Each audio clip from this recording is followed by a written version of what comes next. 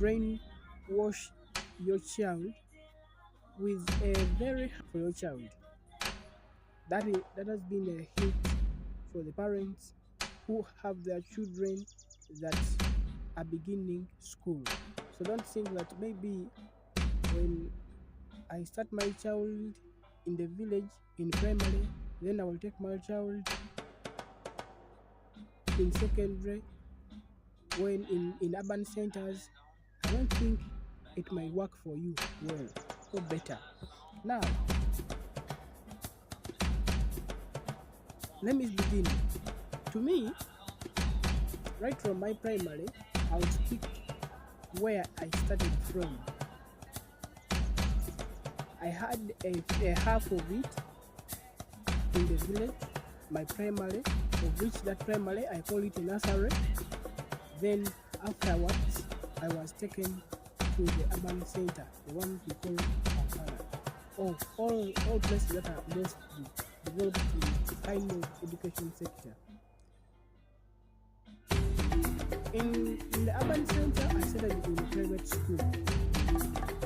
And in that private school, they used to increase fees a year.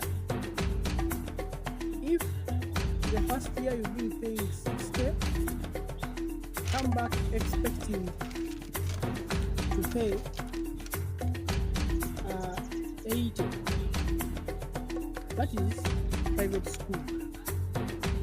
I had in that private school I had there for only one year.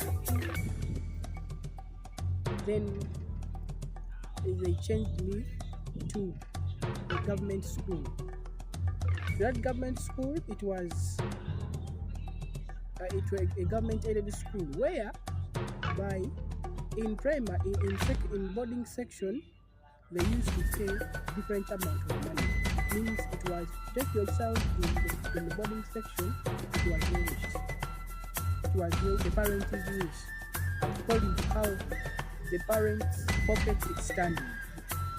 But in this section, it was a compulsory government supported, which I used to pay 60,100 shillings.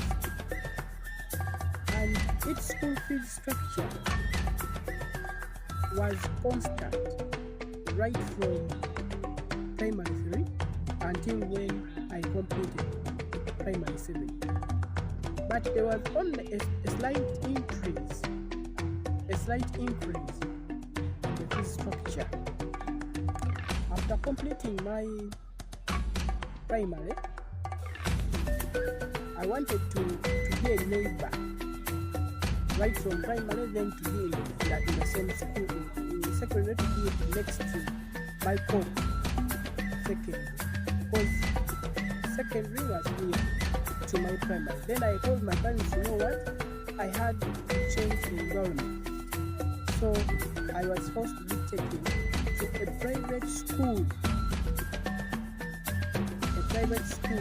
in Gayaza. But in that private school, its school fees structure was based on bursary issue.